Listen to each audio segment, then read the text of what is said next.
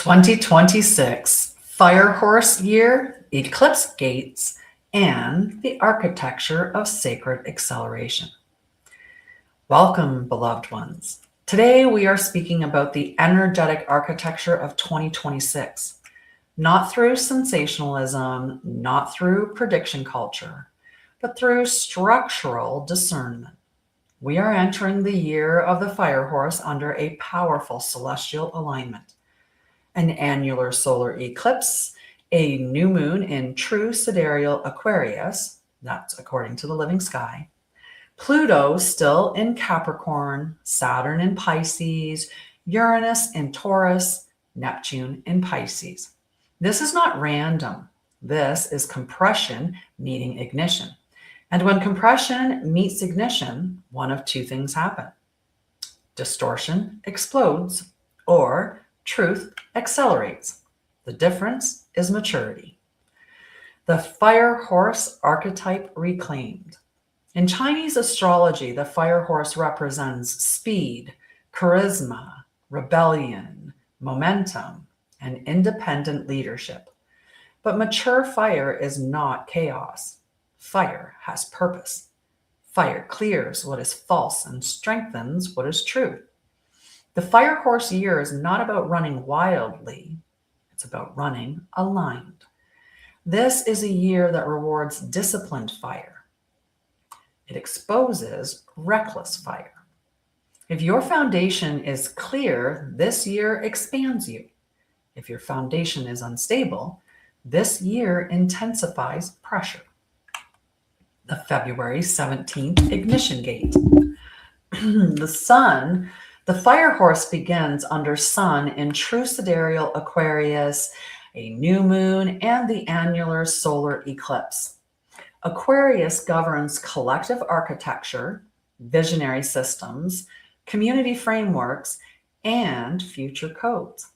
This means the ignition happens through thought before it happens in action.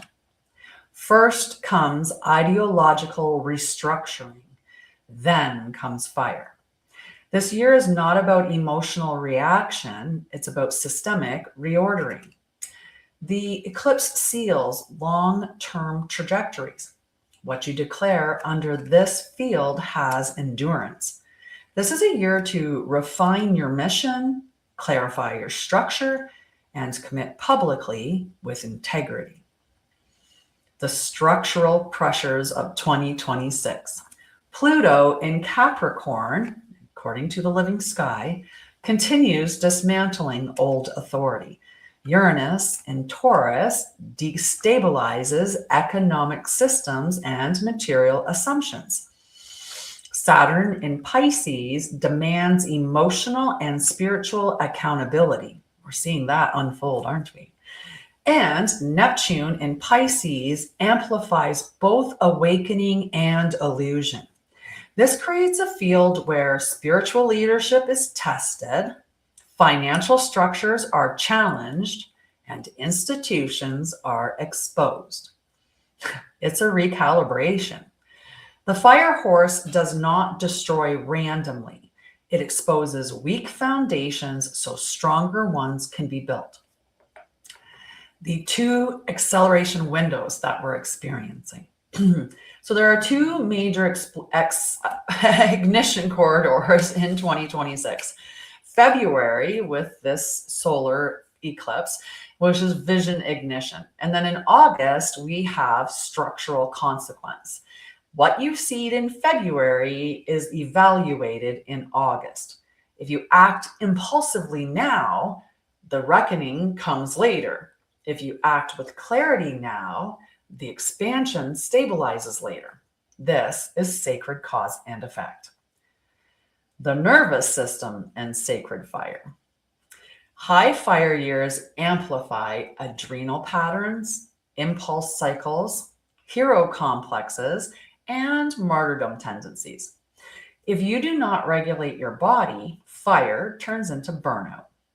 Disciplined leaders in 2026 will prioritize sleep, hydration, grounded movement, clear boundaries, and energetic hygiene. Sacred acceleration requires containment. Containment is not suppression. It is mastery. What this means for spiritual leaders. If you carry vision, 2026 is an amplification year.